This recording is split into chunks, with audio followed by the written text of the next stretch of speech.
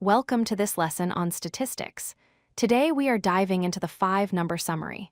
This is a fundamental concept for understanding how data is distributed using 5 key values: minimum, Q1, median, Q3, and maximum.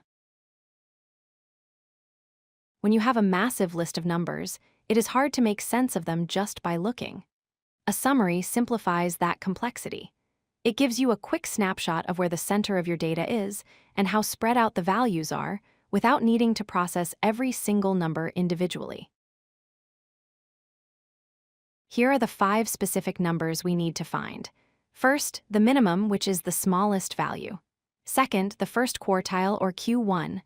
Third, the median, which is the middle. Fourth, the third quartile, or Q3. And fifth, the maximum, the largest value. Let's start with the easiest two. The minimum is simply the lowest number in your set. The maximum is the highest.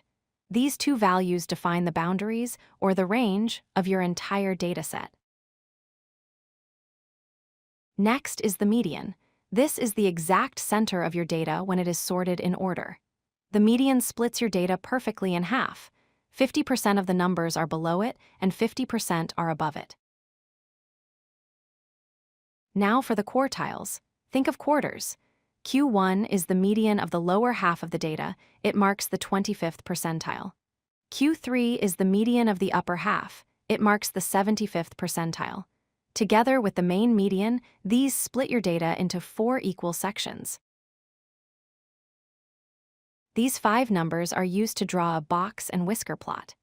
As you can see here, the box represents the middle 50% of the data, from Q1 to Q3, while the whiskers reach out to the minimum and maximum. Let's look at a real example. Here we have 10 test scores. The very first step, and this is crucial, is to sort them from smallest to largest.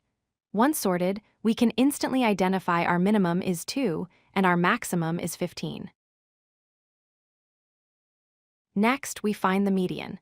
Since we have 10 numbers, which is an even amount, there isn't a single middle number. So, we take the 2 middle numbers, 7 and 9, and average them. 7 plus 9 is 16, divided by 2 gives us a median of 8. Now we find the quartiles. We look at the lower half of the numbers, 2, 4, 4, 5, and 7. The middle of this group is 4, so Q1 is 4. Then we look at the upper half, 9, 10, 12, 14, and 15. The middle is 12, so Q3 is 12.